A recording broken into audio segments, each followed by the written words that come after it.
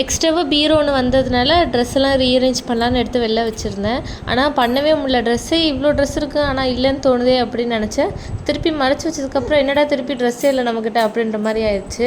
ஒயிட்ஸெல்லாம் wash பண்ணியிருந்த graduation முடிஞ்சதுனால uniform சாரியெல்லாம் use பண்ணிக்கலான்ட்டு பின்னாடி ஒரு ஃபில்ட்ரு மாட்டியிருந்தோம். போர் தண்ணிங்கிறதுனால வாஷிங் மிஷினுக்கு டேரெக்டாக போக வேணான்ட்டு மாட்டியிருந்தோம். அது என்னன்னு கூட பார்க்கல, நான் இப்போ தான் கவனிச்சேனே. ஈவினிங் போல் கோயிலுக்கு போயிருந்தோம். 2 நாளாக சரியான மூட் அப்செட்டாக இருக்குது. ரொம்ப சின்ன சின்ன விஷயத்துக்குலாம் கொஞ்சம் டென்ஷன் ஆகிறதுனால கொஞ்ச நேரம் பீஸ்ஃபுல்லாக போய் கோயிலுக்கு வந்துட்டு வரலான்னு போயிருந்தோம். இங்கேயே டென்ஷனாக தான் போனோம். அங்கே போனால் எனக்கு இன்னும் டென்ஷன். இதை வச்சுட்டு தீபம் ஏற்றுனா தீபத்துக்குள்ள கையை விட எண்ணெயோட திரியெல்லாம் போட்டு இழுக்கன்னு சொல்லிட்டு சாமி கூட நிம்மதியாக கும்பிட முடியல.